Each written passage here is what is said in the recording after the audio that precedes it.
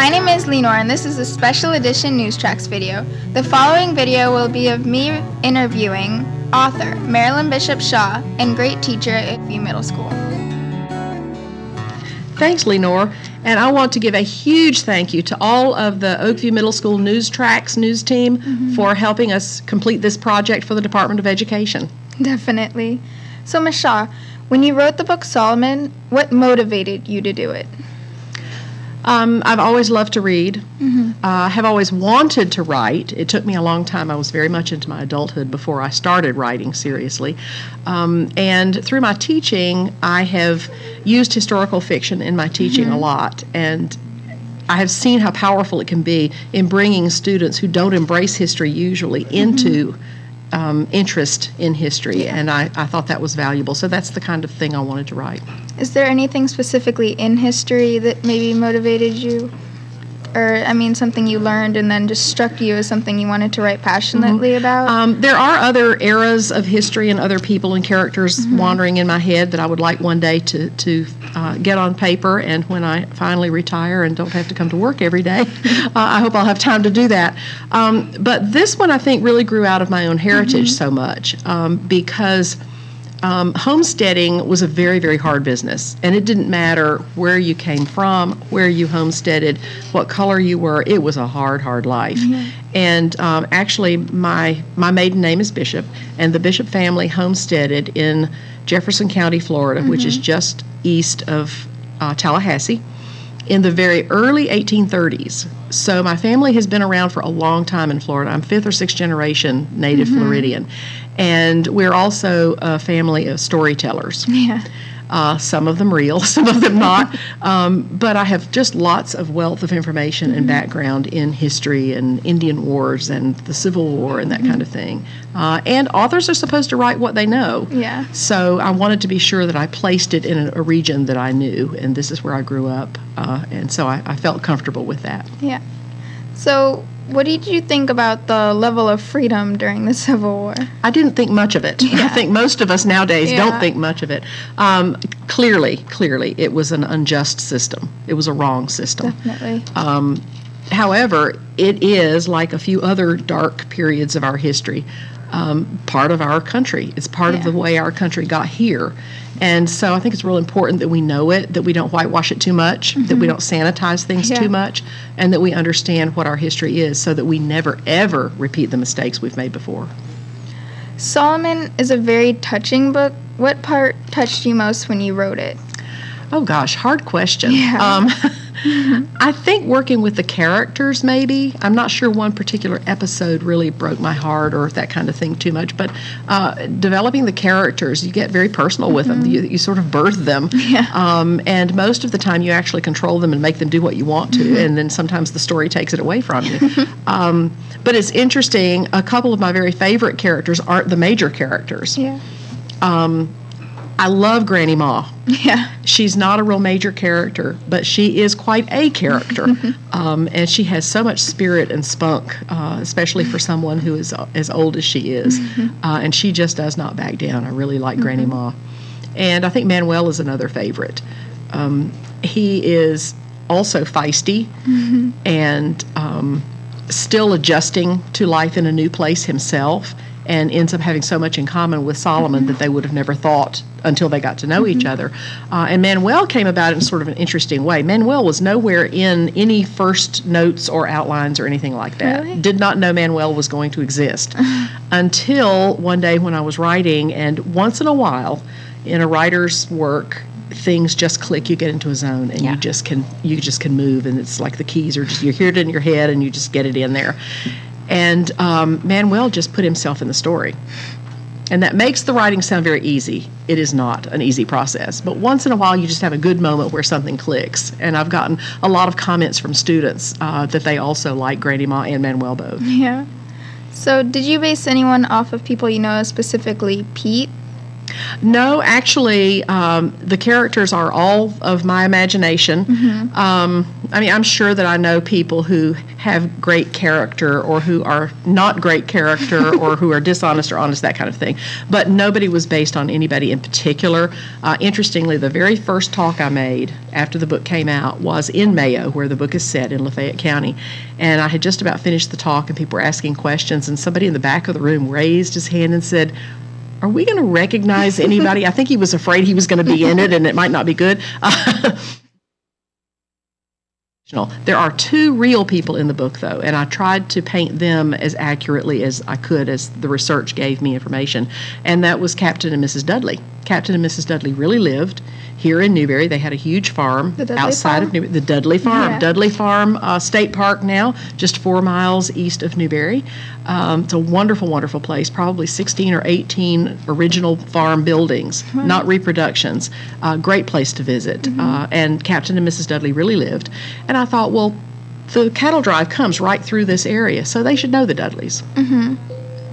Do you think you're more like Layla or Moses? I mean, out of the characters, those 2 I would choose. Do you think which one? You would choose me to be like them, do you think? Yeah. Oh, that's a compliment. Thank you. I have very high regard for both of them. I think they're both incredibly strong in their own ways. They're different personalities, but very, very strong people, full of character and honesty and forthrightness, and I admire them both. I would like to think that I have some of those good characteristics, but I have a feeling that Leela and Pete are both far, far better human beings than I am. So I know you're a 5th, 6th generation Floridian. Why did Solomon's family decide to come to Florida? When you look at the geography of our country, Florida is farther south than anything else east of the Mississippi. And Florida was very recently, as history goes, developed. So it was very open still. Part of the reason for that is because it was distant. Part of the reason is because it was so inhospitable when you consider the weather, the changeable climate, the mosquitoes, all the other bugs and critters and alligators and snakes and all those kinds of things. It's not an easy place to settle. But Moses and Leela didn't want to take the opportunity to stay at the plantation and be free, but still work for Mr. Walker. They wanted to be on their own, and coming south was less populated. It wasn't a real long journey to come from North Georgia to here. And they really wanted to be isolated, and because there was so little population in that region of the state, that seemed to make sense. How did you find out about the labor techniques? Did you have to research a lot on that, or was it more from your family heritage? A little of both, both. I did look up some things and did some research, but interestingly, the book is set after the Civil War, the years immediately after 1865. The Depression, I'm going to jump to the late 1920s and early 1930s. That's when my father grew up. He was a child of the Depression, and he has strong memories of that as a young man growing up in the Depression. And you would think with that year span that technology would have made a huge difference. Technology had grown, but if you lived on a subsistence farm, which means they just made enough to get by each year and feed themselves, the technology hadn't made it there yet. So Moses and Solomon plowed with a mule. My dad grew up plowing with a mule. He and his 4 brothers all plowed the mule and worked the farm with their dad. They drew water from the well. They fished and hunted and grew their own commodities, grew their own vegetables and stuff. So a lot of that came from him. Now my dad did read one of the early manuscripts, and would put little notes, but you can't do that. It doesn't work this way. So he corrected me a lot, thankfully, because I wanted it to be historically accurate. And he showed me and explained to me how particular handmade tools were made and that kind of thing. Very helpful. So I know there's a lot of tricks you have to know if you live in a place like that. How did the pine tar help Solomon's wound from the tree? Medically, I really don't know what property pine tar has that heals, but it does. remember also that herbal remedies and other natural things like barks and grasses and those kinds of things have for centuries and centuries been used for medical treatment. That's all people had. And a lot of them are still incredibly viable. As a matter of fact, my husband and I both use turpentine still. It's processed turpentine. You can't get raw turpentine very easily anymore. But processed turpentine, if you get a cut that doesn't require stitches that you would go to the doctor for, it's amazing how much of the soreness and the pain turpentine takes out, and it heals it much quicker and with less scarring if you don't have to have stitches. Is there a reason they wouldn't let him go to sleep, or? Again, I probably should have gotten these questions a little earlier so I could research this part, because I don't have a medical answer for you, except that they wanted to be sure that there was no damage other than a concussion. Clearly he had a concussion, and they would always keep people awake long enough so that they could be sure they were functioning okay, because if they just went to sleep and there was further damage, then they might not wake up. Oh, so I know Mr. Pete said that there were no laws around that area. How does that keep the people from getting hurt, from robbers, murderers, thieves, that kind of thing? Well, it frequently didn't. Because it was so unsettled. Florida was not yet a state, and it was just rough and ready. Keep in mind that Florida was the Wild West, with cow hunters and cattle drives and those kinds of things, shoot 'em ups in the street, that kind of thing, before the West was. And that's the period we're talking about. So as far as sheriffs and marshals, there wasn't a lot of system of that except in the larger places. And this certainly wasn't one of the very populated areas. So people were pretty much on their own. I think probably what did happen is if somebody committed a crime and were caught, then justice was meted out to them very swiftly, and things were taken care of. But people took care of those things on their own. When I first read Chapter 1, I was drawn in right away. I mean... Well, thank you. That's the point. Well, how do you do that as an author? Oh, gosh. Secrets. Magic. I know, and I've taught writing. I've been in writing training myself, and I know that if you don't catch the reader very, very early on, you will never catch the reader. And Solomon, the character Solomon, actually started as not a dream or a vision, but this image in my head of this kind of scrawny 11-year-old kid who was completely fascinated with a whip. I did not know at the time whose whip it was. We now know it was Pete's. And of course his father would be very uncomfortable with that, given the role that whips would have played during slavery. And that's really where Solomon came from. I knew I wanted to write post-Civil War. I knew the region I wanted to write, but I didn't have the characters of the story yet. And when he got into my head, this fascination with the whip and the relationship he would have eventually with Pete really grew the whole story. I knew I wanted to write in the post-Civil War era. I knew I wanted to write in North Florida, but I really didn't have characters or story in my head at the beginning, except that I had this image of a scrawny little boy who was very, very enthralled with a whip. His father, obviously, because of the role that whips played in the Civil War, in the slave days, wouldn't have approved, and I didn't know who was attached to the whip. It became Pete, but that was my first image. And I wanted a lot of the conflict in the book is this very intimate conflict between Pete and Solomon. I mean, between Moses and Solomon, between father and son, which is very powerful. And so I wanted them to begin with a very sweet moment when they're at the river fishing, only to have it interrupted by this stranger, and then the story goes from there. That scene, actually, and I honestly did not even think about this. I thought I was making that scene up where they're fishing on this bluff and the water is far down. Came from a memory of me when I was about 5 years old, fishing on the Osceola River with my grandmother.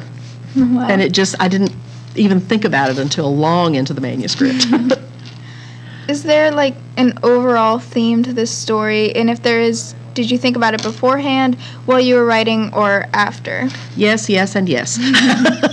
I think most people who work, especially with historical fiction, And because I'm a teacher, I can't not teach. I wanted there to be valuable lessons. If there was not going to be anything of value to get from the book, it seemed to me there was no reason to try to write.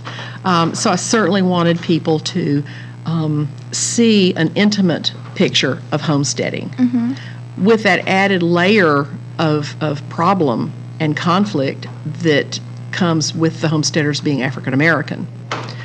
Remember that a homestead was 160 acres, unless you were black, and then it was 80 acres. I mean, that's just a very harsh shake you up and make you think about the differences even after the war. One of the things that I wanted people to see was what the real Florida is like. So many people in Florida now are from other places in the world or in the country. And so they have no idea about all this history that Florida has. When you talk about Florida being the Wild West before the West, they just have no image of that. We have Disney and we have beaches, and they think that's just pretty much what the state is. And that's not the case at all. We have a very rich and exciting history. I certainly wanted to share that. That's not a theme in itself, but I think the life that homesteaders, black, white, whatever, faced was very, very difficult. I wanted to deal with issues about fortitude and good character and hard work and the rewards of hard work, family dynamics, that father-son conflict. And so there are all kinds of themes wrapped up in all of those conflicts. And so, and interesting, you asked about the afterwards.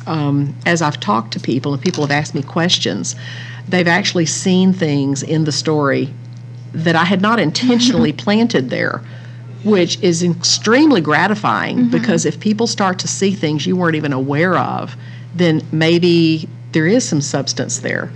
So that's been very gratifying and fun when they ask you a question that you just don't even really know the answer to about your own work.